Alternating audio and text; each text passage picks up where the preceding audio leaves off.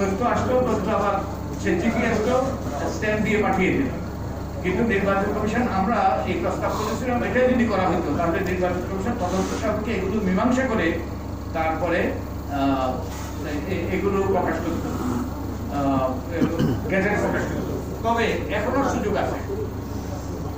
আইনের, আপনারা যারা নির্বাচন বিট করেন আপনাদের জানার কথা, আইনের 91 ধারাতে, আইনের 91, হ্যাঁ, আরপিও 91 এর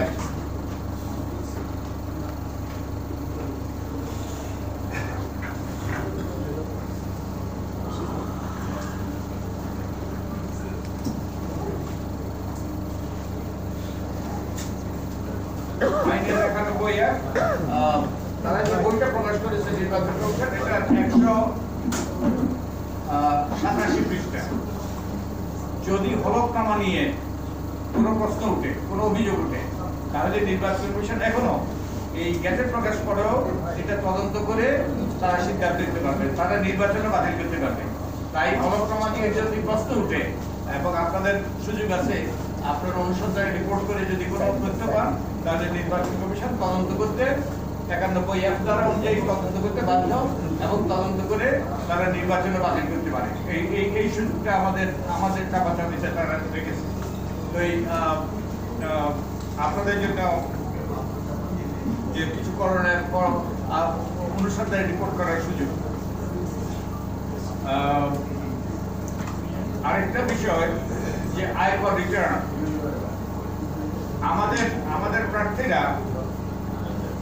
আমাদের প্রার্থীরা again RPO, Representation of People Order, তার 12(3)B তে বলা আছে every nomination paper under subclause 2 shall be delivered along with a copy of the income tax return of the latest year, তার মানে অভিজ্ঞ রিটার্ন জমা দিতে হবে, and an affidavit signed by the candidate which shall include following information and particulars. ওই যে 8 তথ্য ওগুলো দিতে হবে।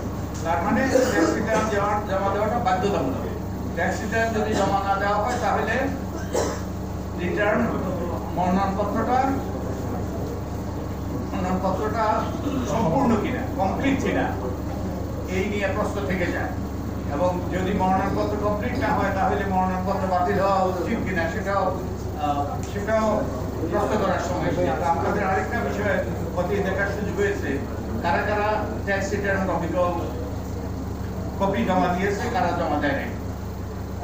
আমি অনেক কথা বলে ফেলছি, আপনাদের জন্য food for thought for you আমরা দিয়েছি, যাতে আমরা এখানে যেটা করেছি, আমরা এটা অনুসন্ধানের রিপোর্ট নয়, আমরা সেরকম টেনশন নয়, এবং আমরা তবে আমাদের কিছু পর্যবেক্ষণ আমরা পরবর্তীতে তুলে ধরবো। 25 তারিখে আমরা আমাদের পর্যবেক্ষণ, আমরা মাঠ পর্যায়ে যেসব পর্যবেক্ষণ করেছি। কিন্তু আপনাদের জন্য অনেক সুযোগ, সাংবাদিক হিসাবে আপনাদের যে নিজেদের বিকশিত হওয়ার এবং একই সাথে গুরুত্বপূর্ণ অবদান রাখার সুযোগ সৃষ্টি হয়েছে এই সকল হলফনামার বিধান আইনে অন্তর্ভুক্ত কারণে, এবং অনেকগুলো প্রশ্ন আমরা তোলার কারণে আপনাদের জন্য সুযোগ সৃষ্টি হলো। এখন আমাদের এই যে সভাপতি মহোদয় ওনার বক্তব্যের মাধ্যমে আমাদের এই সংবাদ সম্মেলন শেষ হবে। স্যার একটা প্রশ্ন করবো না?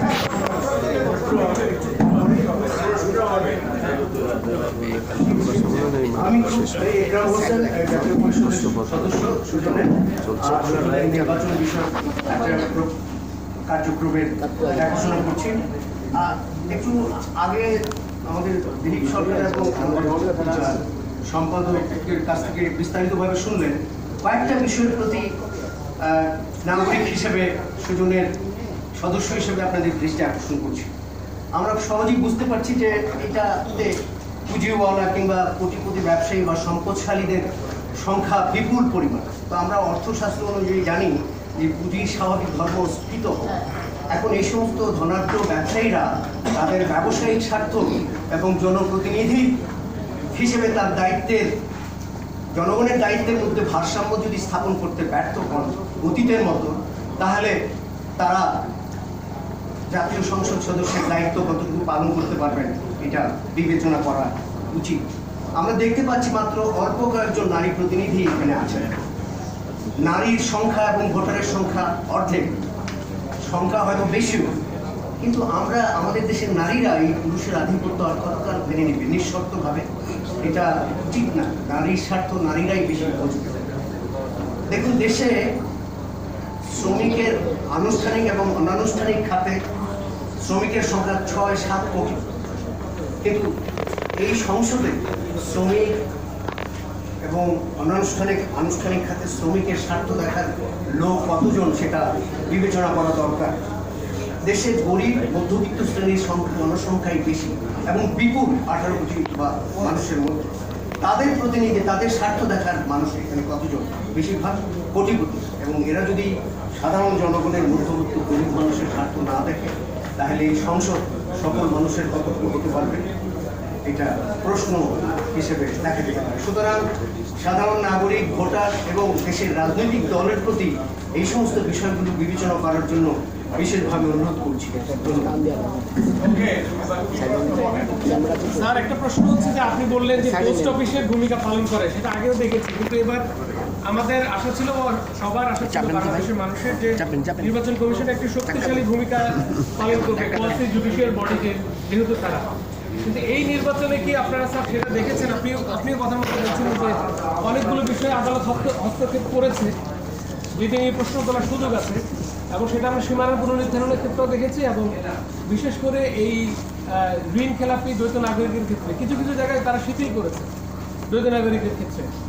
সব কিছু মিলে আপনার কি মনে হচ্ছে যে স্যার আমাদের যেই কাঙ্ক্ষিত যে বাস্তবতা ভালো করার, সেই জায়গায় নির্বাচন কমিশন কতটুকু স্বাধীন হতে পেরেছে? স্যার, আমার একটু সাপ্লিমেন্টারি করে সাথে যে নির্বাচন কমিশন যে ঋণ খেলাপি নিয়ে যে কাজটা করলো, যে আপনারা টাকাটা দিয়ে দিয়েন, যদি তাদেরকে একটু আবদার করে বললো, এটা কি লিগ্যাল ফ্রেমওয়ার্কে জাস্টিফাইড? বর্তমান যে লিগ্যাল ফ্রেমওয়ার্ক আছে নির্বাচন কমিশনের, এবং সেটা কি জাস্টিফাইড কিনা?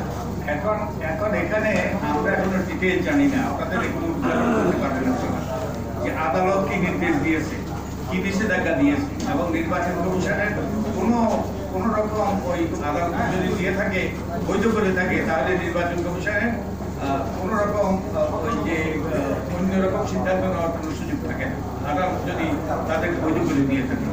এখন আদালত ওই যে কোরআন নন জুডিস এবং মেডিসিন ল ওইসবে পড়ে কিনা, ওই যে মহিউদ্দিন খান আলমগীরের মামলা, একটা বিখ্যাত মামলা, সেই বিখ্যাত মামলাতে এইসব প্রশ্ন উঠেছিল। মহিউদ্দিন খান আলমগীরের মামলায় সেই ওনাকে রিটার্নিং অফিসার অবৈধ ঘোষণা করেছিল, অযোগ্য ঘোষণা করেছিল, নির্বাচন কমিশন অযোগ্য ঘোষণা করেছিল, হাইকোর্ট অযোগ্য ঘোষণা করেছিল, তারপর চেম্বার জজ ওনাকে বাদ করে দেয়। আমার যতটুকু মনে পড়ে, আমি সিট থেকে বলতেছি।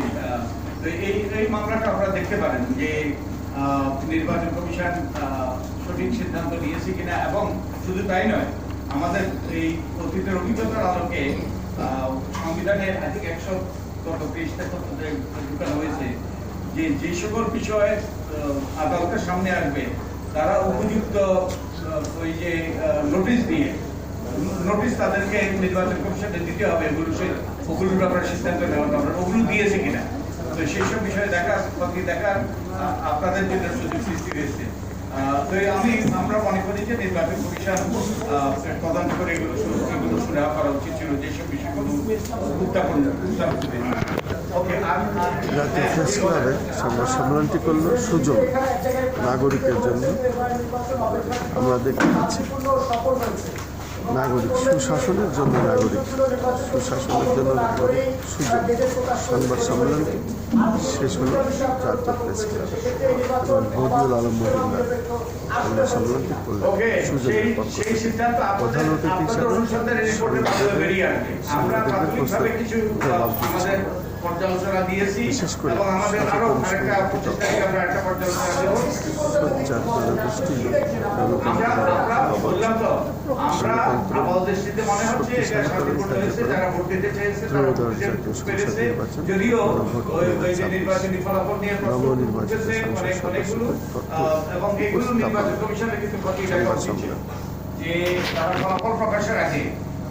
প্রকাশের আগেই তো যে প্রশ্ন উঠেছে যে গণনায় উভয় পক্ষ থেকে জাতীয়তাবাদী দল এবং জামাত ইসলামের যে দুটো জোট থেকেই কিন্তু কিছু কিছু প্রার্থী প্রশ্ন তুলেছিল।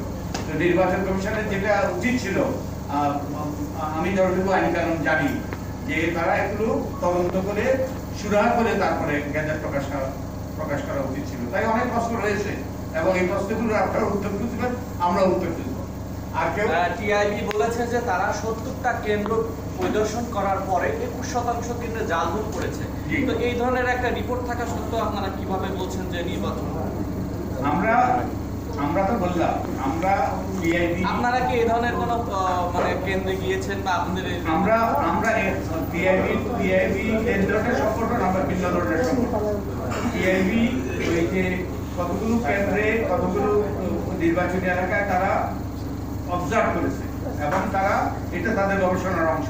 আমাদের সেটা গবেষণার অংশ নয়, ছিল না, তাই আমরা এ পারে আমরা কোনো বক্তব্য দিতে পারছি না। ওকে, আর কে?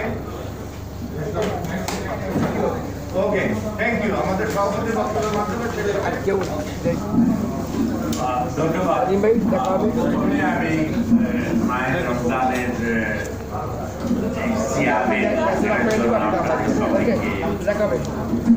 সুন্দর জীবন যাপন করেন এটা চাই। আপনি চুপ করেন যাতে তাড়াতাড়ি করে শেষ করতে পারেন। আমি যেটা প্রথমে বলতে চাচ্ছি, আপনারা এসেছেন কষ্ট করে রমজানের মাঝে এর জন্য আমার প্রিন্ট মিডিয়া এবং ইলেকট্রনিক মিডিয়া ভাই এবং বোনেরা যারা আসছেন তাদের আমার আন্তরিক ধন্যবাদ। সুজনের তরফ থেকে আমি সুজন একটা খুব সুন্দর এবং বিশ্লেষণমূলক একটা যে পেপার সাবমিট করেছে, যেটা আপনাদের প্রত্যেকের কাছে আছে, এটা কিন্তু গবেষণা পড়ি পেপারটা সাবমিট করেছে। এটার জন্য আমি ধন্যবাদ দিব আমাদের একরাম, আমাদের দিলীপ এবং আমাদের বদির আলমজুদ্দার ভাইকে। খুবই সুন্দর একটা পেপার আসছে। এখানে দুটো তিনটে জিনিস আমি একটু হাইলাইট করবো। পেপারটা আপনারা পড়বেন, দেখবেন এবং আপনাদের এটা কিন্তু ইজি হবে, খুবই সুন্দর সাবলীল ভাষায় এটা লেখা। আমি দুটো তিনটে জিনিসের ব্যাপারে বলতে চাই। একটা হলো ঋণ খেলাপিরাও আমি দেখেছি পেপারে আসছে যে প্রায় 10-12 জন ঋণ খেলাপি এমপি হয়ে মেম্বার অফ দ্য পার্লামেন্ট। এটা কিন্তু আইনের ফাঁক ফোকর দিয়ে তারা বেরিয়ে গেছে। আইনের ফাঁক ফোকরগুলোকে বন্ধ করতে হবে। এই যে সরকার গঠন হয়েছে, এই সরকারের কাছে আমার এবং সুন্দরের তরফ থেকে আমি বলতে চাইব, নাগরিক সুশাসনের জন্য নাগরিক তাদের পক্ষ থেকে বলতে চাইব যে তারা যাতে ফাঁক ফোকরগুলি বন্ধ করতে পারে। নাহলে স্টে অর্ডার নিয়ে এইভাবে বিরাট খেলাপি তারা কিভাবে এমপি হয়, এটা খুবই দুঃখ। তারা যদি রিশিডিউল করে আসতো, তারা যদি পেমেন্ট করতো, পার্ট পেমেন্ট করে তার আরেকটা জিনিস বলতে ভাই প্লাস আমাদের এই পেপারটাতে বলা হয়েছে ট্যাক্স রিটার্ন সাবমিট করা হয়। এটাও বড় দুঃখজনক। ইট ওয়াজ এ ম্যান্ডেটরি রিকোয়ারমেন্ট, কিন্তু ট্যাক্স রিটার্ন সাবমিট করা। এইখানেও দেখা গেছে যারা এমপি হয়েছে অনেকই, নাম্বারটা আমাকে এক্সাক্টলি আমি বলতে পারছি না, পেপারে হয়তো লেখা থাকে, ওইখানে দেখা যাচ্ছে তারা ট্যাক্স রিটার্ন দেন নাই। কিন্তু এইটা তাদের কি আমরা চিন্তা করি যারা ইনিশিয়াল পেপার বুক করলেন সেখানে কি তারা যোগ্যতা রাখেন? এই একটা কোশ্চেন কিন্তু সাধারণ নাগরিকের মনে থাকে। লাস্ট একটা জিনিস আমি মনে করি, আমি দেখেছি এই স্ট্যাটিস্টিক্স থেকে, rich becoming richer, poor becoming poor. যদি দ্বাদশ আর ত্রয়োদশ আপনারা যদি বিবেচনা করেন, দেখবেন দ্বাদশে যারা রিচ ছিল, যে ফিগার ছিল, তারা আরো রিচার হয়ে গেছে ত্রয়োদশ। আর যারা পুয়ার ছিল তারা আরো পুয়ার হয়ে গেছে। এই যে গরিব ধনী আর গরিবের বৈষম্যমূলক যে ব্যবস্থা, এটাও কিন্তু আগামী সরকারকে আমি বলবো এটা যাতে যতটা পারা যায় কমিয়ে আনতে হবে, তাহলে কিন্তু আমাদের নাগরিকরা স্বস্তি ভোগ করবে। আমার মনে আছে 22 পরিবার বুটে নিয়ে যাচ্ছে ওয়েস্ট পাকিস্তান, এখন যদি 2200 পরিবার বুটে তাহলে তো খারাপ লাগে। এই বৈষম্যমূলকটা যাতে কমে আসে সেই চেষ্টা করতে হবে আগামী সরকার। আমি এইগুলি বলতে চেয়েছিলাম, আর কিছু বলার নাই। আপনারা